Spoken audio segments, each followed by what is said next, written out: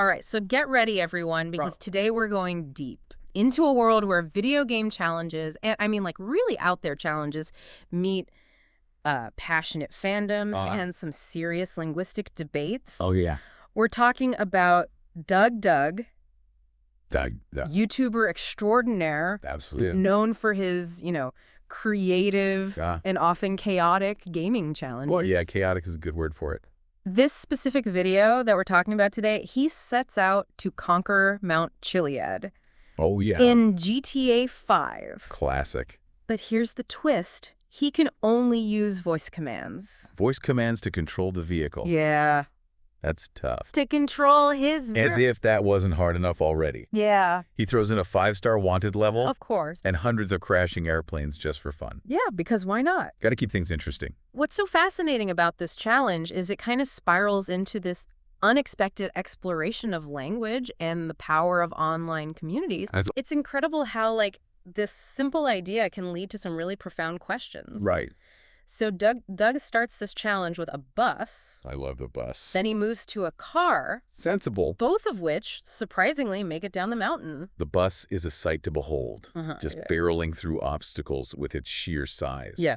And the car requires a little more finesse. Right. You know, bouncing and sliding its way to the bottom. Okay, so then he switches to a motorcycle. That's where the fun begins. Why a motorcycle? Right. It seems so difficult, especially with voice commands. It's the most difficult for sure. Yeah. The motorcycle's lightness makes it incredibly sensitive to every little bump and dip in the terrain. Right. One wrong move.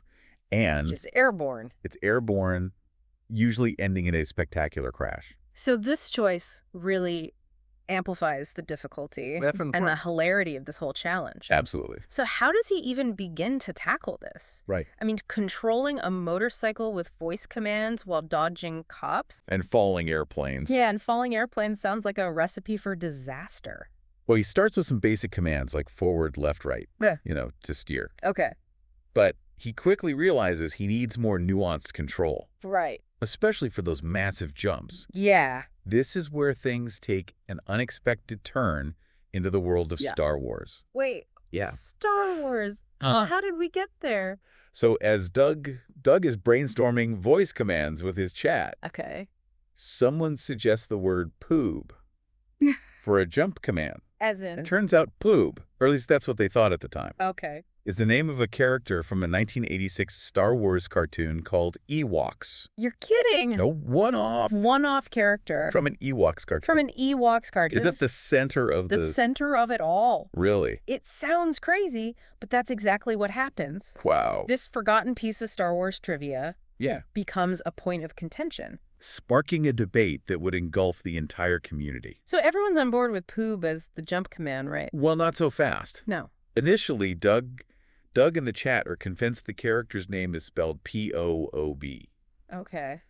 They even point to the existing Wikipedia page as evidence. Oh, wow. But then someone drops a bombshell. What if it's actually spelled P-L-O-O? Oh, no. I can already sense the drama brewing. Yeah. So how does this Poob versus Ploob debate play out? Well, does the chat just explode? Pretty much. Yeah.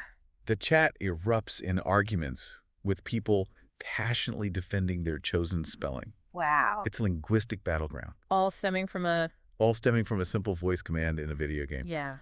Pretty amazing. This is where I imagine things could have gone. Off the rails. Yeah, off the rails. For sure. So how does Doug, as the creator and the host of this whole thing, handle this sudden, eruption of debate? Well, he decides to go straight to the source. Doug, in a move of pure brilliance, contacts Paul Dini. Oh. The writer of that specific Ewoks episode. Okay, that's a power move right there. It is. So what does Paul Dini, the ultimate authority, on all things Ewoks, have to say about this? The tension is palpable. As everyone waits for his response. I bet. And then in a message that would shatter the Poob loyalists' world. Oh, no. Dini simply replies, PLO.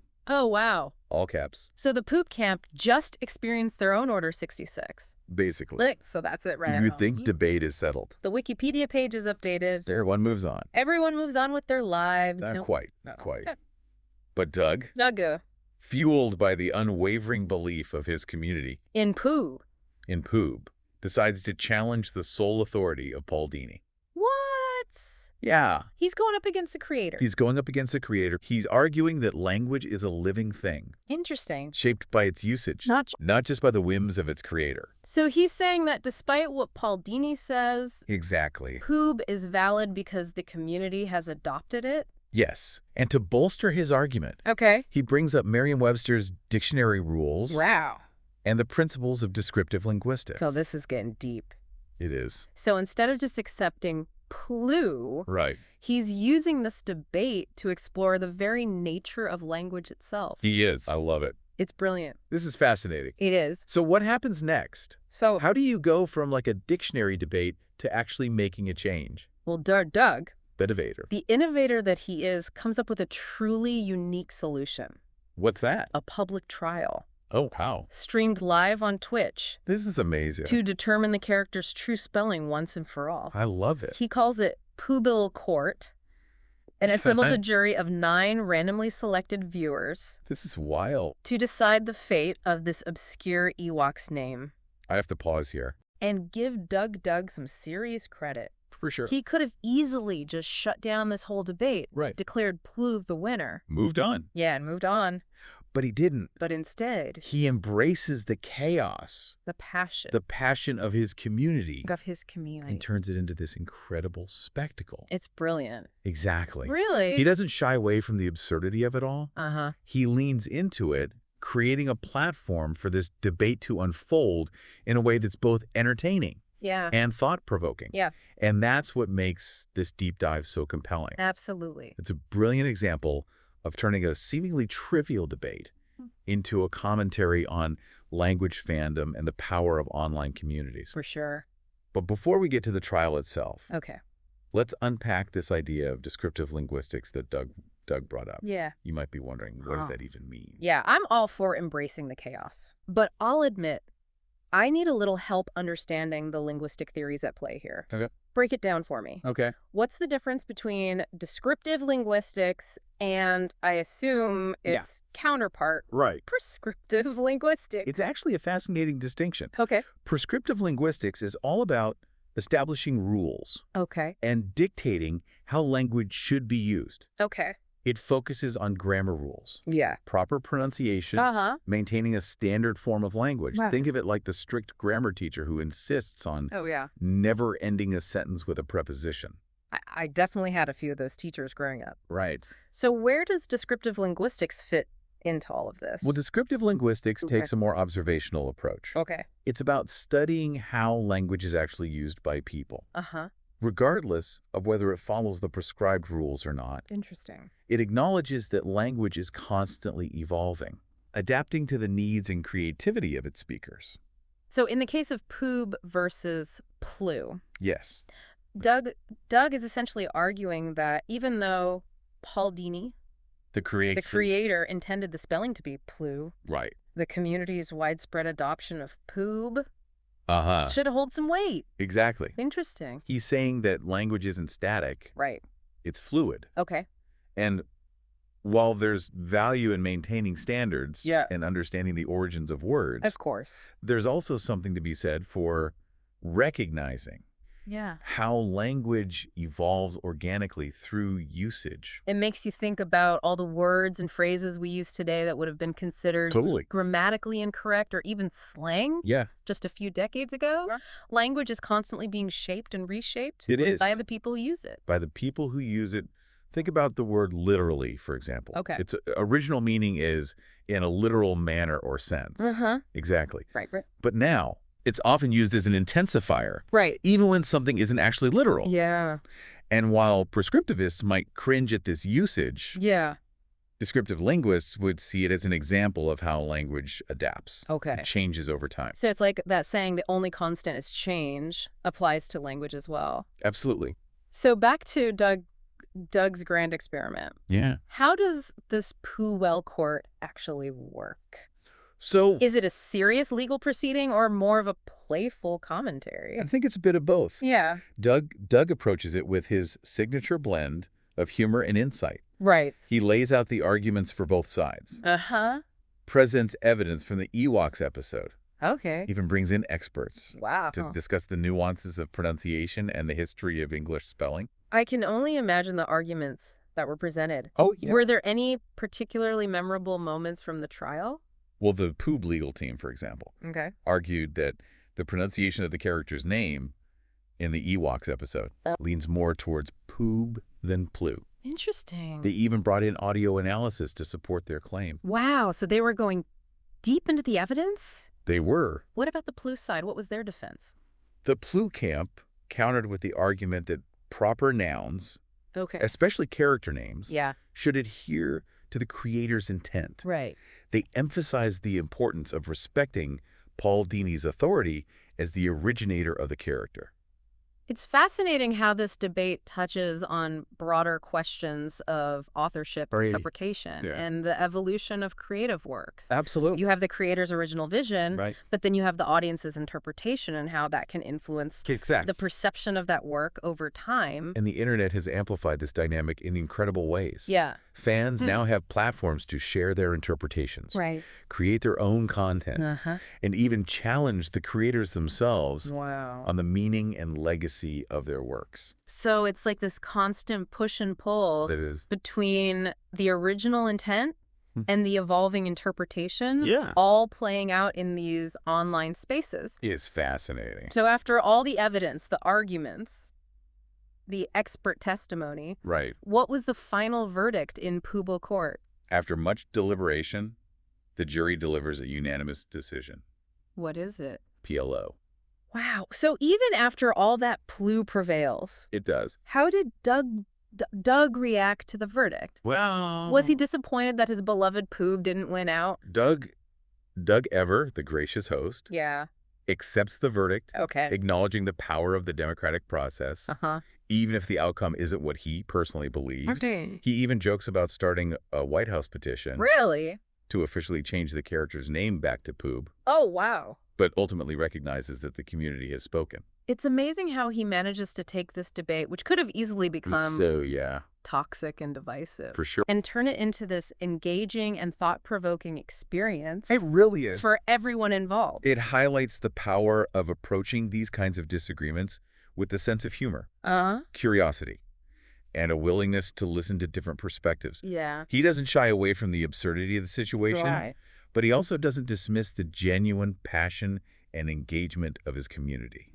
It's a valuable lesson in navigating the often chaotic world of online fandom. It is. But before we get too lost in the philosophical implications, let's not forget that this whole saga started with Doug trying to conquer Mount Chiliad. On a motorcycle. Using only voice commands. That's right. So does the Ploob verdict impact the challenge in any way? It does. Really? He has to reprogram his voice commands. Oh, wow. And adjust his strategy. So does he actually manage to complete the challenge? He does. After all the crashes, the debates, the legal proceedings, he conquers Mount Chiliad on a motorcycle using only voice commands. He does. That's amazing. It's a testament to his persistence, his creativity, and his willingness to adapt to the ever-changing circumstances of the challenge. It must be all the more satisfying. Oh, yeah. Because he does it while embracing the chaos and humor of the situation. Absolutely. It's a reminder that even in the face of seemingly insurmountable obstacles, unexpected detours, a little ingenuity and a good sense of humor can go a long way. A long way. And that sometimes those detours lead us to the most unexpected and rewarding discoveries. Absolutely. And man, this whole deep dive has been like a roller coaster. It really has. We started with a simple GTA 5 challenge. Simple, yeah, right. And ended up in the middle of like this huge debate about language. It's amazing how that happened, right? Yeah. You start with a video game, and you end up talking about the philosophy of language. It's a reminder that even the most random bits of trivia can spark these like huge discussions. And philosophical debates. Yeah, like who knew? Who knew? That the name of some random Ewok character could cause such a stir. It just goes to show you the power of the internet. It really does. I mean, any little thing can become like a global conversation. Yeah, and I think it speaks to Doug's skill as a content creator. Absolutely. To kind of tap into those unexpected connections. He's a master at it. Yeah, like turning a gaming challenge into a commentary on language evolution. And the power of online communities. Yeah, and what I find so impressive is how he uses humor Oh, yeah. to keep people engaged. He never takes himself too seriously. Yeah, he never loses sight of the absurdity of it all. But he also respects his audience. Right. He doesn't dismiss their passion. Their curiosity. Yeah, he strikes that perfect balance between entertainment and insight. Yeah, he makes you think. Yeah, and he makes it fun to learn. It's a rare talent, for sure. Yeah, it's a skill I envy. Me too. I think it just goes to show you can approach any topic, no matter how, insignificant it seems, right, with a sense of curiosity and openness. And you never know where it might lead. Yeah, you never know what you might discover. Or what connections you might make. So what are some key takeaways for you, the listener, from this deep dive? Well, I think it makes you think about the words we use every day. Yeah? The assumptions we make about language. Uh-huh. And how those words and assumptions can shape our understanding of the world. Right. Does this whole experience make you rethink how language evolves? Yeah. And who has the authority to define it? Those are big questions. They are. But they're worth asking. I think it also makes you appreciate just the dedication and passion of fandoms, even when those passions are directed at the most unexpected of subjects. It's a beautiful thing. It is, and maybe it inspires you. Yeah. To kind of embrace your own, weird interests. Follow those rabbit holes. Yeah, and see where they lead. Because you never know what you might find. Because sometimes those rabbit holes lead to hilarious, thought-provoking, and completely unforgettable adventures. Absolutely. And if you're looking for more of those adventures, yeah, I highly recommend checking out DougDoug's YouTube channel. He is constantly pushing the boundaries of what's possible in video games. Yeah, he's always entertaining. He's a master of turning the mundane into the marvelous. And finding the extraordinary in the ordinary. Who knows, maybe his next challenge will spark a debate that changes the way we think about the world. I wouldn't be surprised. So until then, keep exploring, keep questioning, and keep diving deep